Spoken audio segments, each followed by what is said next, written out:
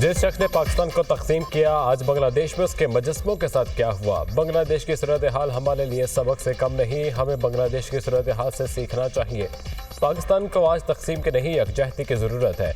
हमें इत्तफाक इत्तेहाद के साथ आगे बढ़ना होगा। हालात का तकाजा है सियासतदान मिलकर मुल्क की खिदमत करें। सच्चे दिल के साथ कोताहियों को नहीं देखेंगे तो तरक्की नहीं कर सकते। मैं और आर्मी चीफ एक ज़ुबान दो कालिब होकर काम कर रहे हैं। पिछले आम आदमी के लिए सबसे बड़ा चैलेंज है। पंजाब हुकूमत ने जो रिलीफ दिया उस पर सियासत नहीं होनी चाहिए। दहशतगर्दी के खिलाफ जंग में चारों सूबों ने कुर्बानियाँ दी। बदकिस्मती से पिछले चंद साल में बाज़ गलतियों की वजह से दहशतगर्दी दोबारा वापस आई। वज़ीर-ए-आज़म शहबाज शरीफ का कौमी यूथ कन्वेंशन से खिताब।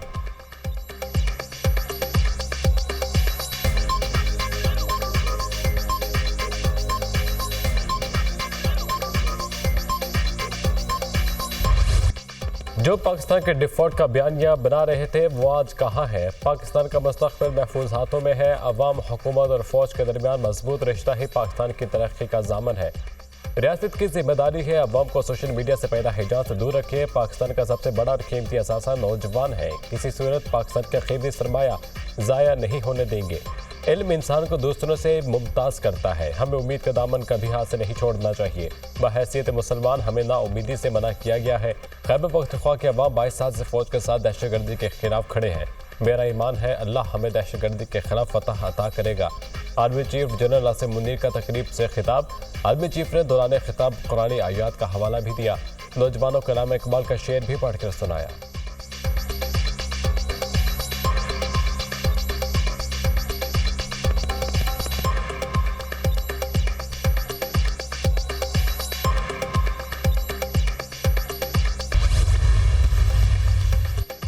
तहरीक इंसाफ के आज के इस्लामाबाद में जलसे का इजाज़तनामा मनसूख। चीफ कमिश्नर इस्लामाबाद ने नोटिफिकेशन जारी कर दिया। ज़िले इंटेलिजेंस कमेटी की सिफारिशात पर फैसला किया गया। ज़िले इंटेलिजेंस कमेटी का इजलास चीफ कमिश्नर की ज़रिए सदारत हुआ।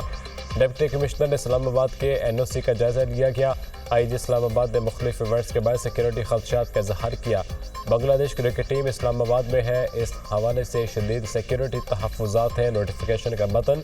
जलसे के लिए मख्सूस करदा तरनोल के मकाम पर पुलिस के भारी नफरी तइजरा। जलसा का आने वाले कारकुनों के खिलाफ क्रैकडाउन। मुतादिद को हिरासत में लेकर थाने मुंतकिल कर दिया। पंजाब भर में दफ़ा 144 नाफिज। जलसे, जुलूसों, एहतजाज पर पाबंदी आयद। इतलाक आज से 24 अगस्त तक होगा। जुड़वा शहरों में आज मेट्रो बस सर्विस बंद रहेगी।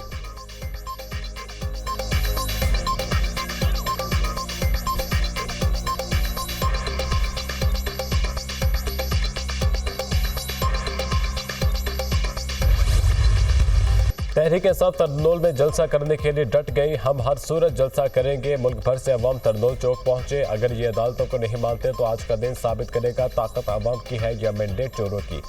आज फैसला कुन मरहला है। कौम बानी PTI के साथ खड़ी है। वज़ीर आला खैबर पख्तूनख्वा अली अमीन गंडापुर का तरनोल जलसे से मुतालिक बयान। हाईकोर्ट के अहकामात की रोशनी में पुरअमन जलसा करेंगे। हाईकोर्ट के अहकामात की रोशनी में NOC कैंसिल नहीं किया जा सकता। NOC मुअत्तल करना गैर कानूनी, गैर आइनी और जमहूरियत की नफ़ी है। हमारा जलसा रेड जोन से 30 किलोमीटर दूर होगा। सिर्फ जलसा करेंगे, कोई धरना नहीं देंगे। चेयरमैन PTI बैरिस्टर गोहर का रद्द अमल। तरनोल में जलसा करेंगे, पुरअमन जलसा होगा। जलसे को जमहूरी हक समझते हैं। चीफ कमिश्नर ने कहा था जलसे में रुकावट नहीं डालेंगे। Opposition leader Umar Ayub.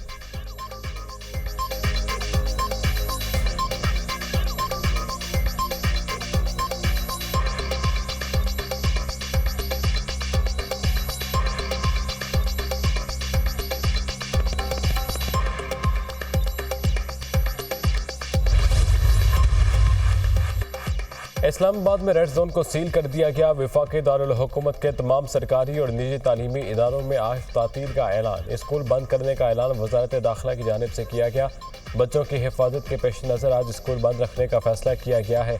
Deputy commissioner Islamabad ने भी मुकामी तातील का नोटिफिकेशन जारी कर दिया। स्कूलों में छुट्टी का फैसला PTI के जलसे और एक जमात के एहतजाज की कॉल के पेश नज़र किया गया है।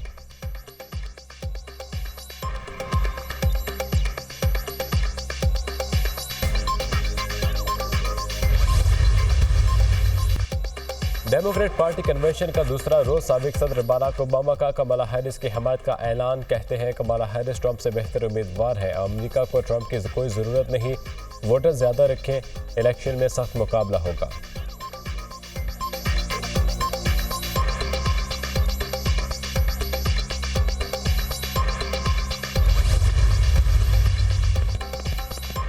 डोनाल्ड ट्रंप ने जो बाइडेन और बराक ओबामा पर तनकीद के निश्तर चला दिए। कहा, बराक ओबामा ने कन्वेंशन से खिताब में मुझ पर ज़ाती हमले किए। इंतखाबात में कमला हैरिस एंड कंपनी को मेरी बजाय अमरीकी अवाम जवाब देंगे।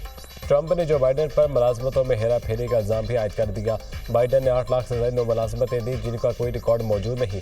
डोनाल्ड ट्रंप का शुमाली कैरोलिना में रैली से खिताब।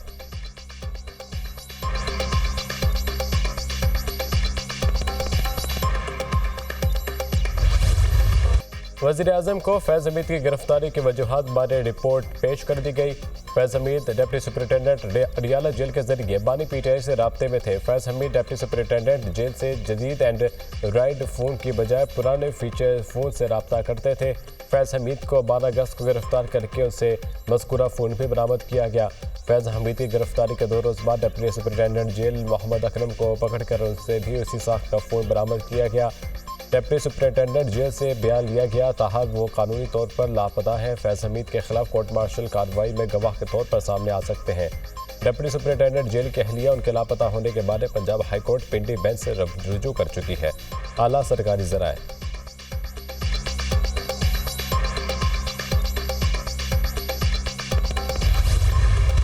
बानी पीटीआई का फैज़ हमीद के ओपन ट्रायल का मुतालबा। ट्रायल में मीडिया को अदालत जाने और कवरेज की इजाज़त दी जाए। ओपन ट्रायल से मुल्क का फ़ायदा होगा और पाकिस्तान तरक्की करेगा। साबिक वज़ीर आज़म हूँ, मुझे मिलिट्री कोर्ट में ले जाने से पाकिस्तान का इमेज ख़राब होगा।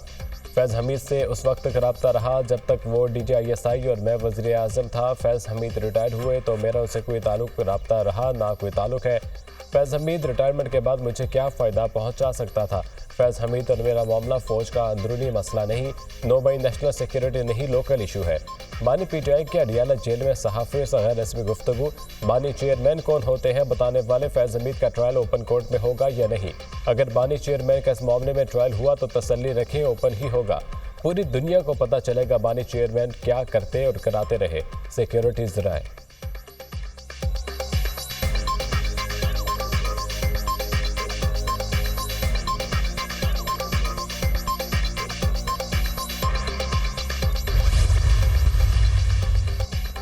बानी पीटीआई का फैज़ हमीद के ओपन ट्रायल का मुतालबा। फ़ौज के मामलात में मुदाखलत है। बानी पीटीआई की कोशिश है बयानात से मामले को मुतनाज़िया बनाए। बानी पीटीआई के बयानात से साबित होता है वो शदीद परेशानी और तज़ब्ज़ब का शिकार है। बानी पीटीआई ने साबित कर दिया फैज़ हमीद उनका असासा थे। बानी पीटीआई फैज़ हमीद को कभी असासा, कभी हीरो और कभी ज़ीरो कहते हैं। फैज़ हमीद के दिफा में बयान देने वाला 190 मिलियन पाउंड केस का जवाब दे। वज़ीर इत्तलात अताउल्लाह तारड़ का बयान।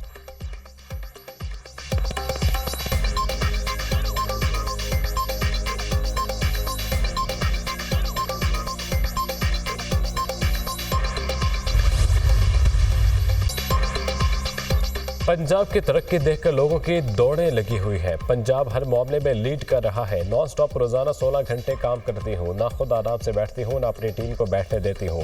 हर स्कीम का रोजाना खुद फॉलोअप करती हूँ। वज़ीर-ए-आज़म पंजाब मरीम नवाज का तकरीब से खिताब। अपनी छत अपना घर मंसूबे का इफ्तिताह कर दिया। कहा, हुकूमत घरों की तामीर के लिए बिला सूद 15 लाख रुपए कर्ज देगी। देहात और शहरों में 1 से 10 मरला तक ज़मीन पर 15 लाख रुपए कर्ज मिलेगा।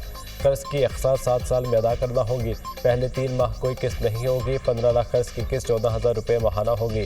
कोई टैक्स, कोई खुफिया चार्जेस नहीं होंगे। सर्विस चार्जेस भी हुकूमत पंजाब अदा करेगी। कर्ज के लिए ऑनलाइन दरख्वास्त दी जा सकती है। बिजली बिलों में 45 से 50 अरब रुपए का रिलीफ देंगे। सोलर मनसूबा आने से अगले साल बिजली के बिलों का मसला भी हल हो जाएगा।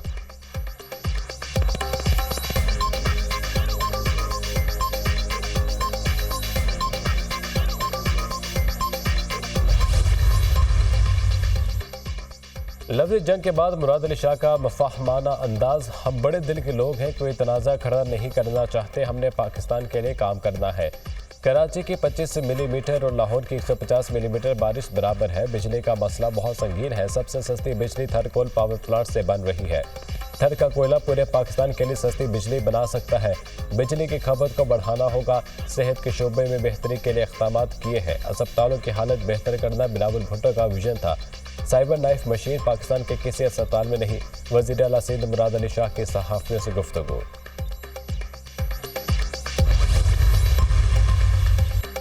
हुकूमत ने कराची वालों पर बिजली गिरा दी। बिजली 5 रुपये 75 पैसे फी यूनिट महंगी। इजाफा माहाना फ्यूल कॉस्ट एडजस्टमेंट की मद में किया गया।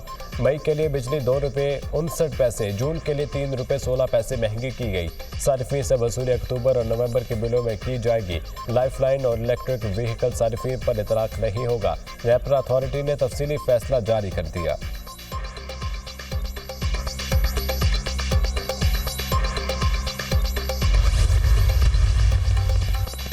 अमीर जमात इस्लामी की कारकुनों को लॉन्ग मार्च की तैयारी करने की हिदायत। हुकूमत को दी गई मोहलत के 13 दिन निकल गए। तमाम सूबों में बिजली की कीमतें कम की जाए। सिर्फ 2 माह के लिए नहीं, बिजली की लागत के मुताबिक पैसे कम हो। IPPs तुम्हारे और पॉलिस हम ये नहीं चलेगा। हम नईमुर रहमान का तकरीब से खिताब।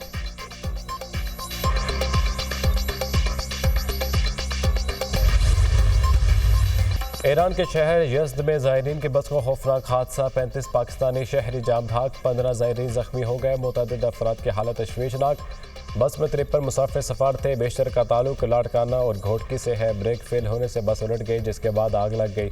हादसे की CCTV फुटेज भी मंजर आम पर आ गई। लाशों जख्मियों को वतन वापस लाने के लिए क्राइसिस मैनेजमेंट यूनिट को फॉल कर दिया। तेहरान में पाकिस्तान के सफ़ीर ईरानी हुकाम के साथ राब्ते में है।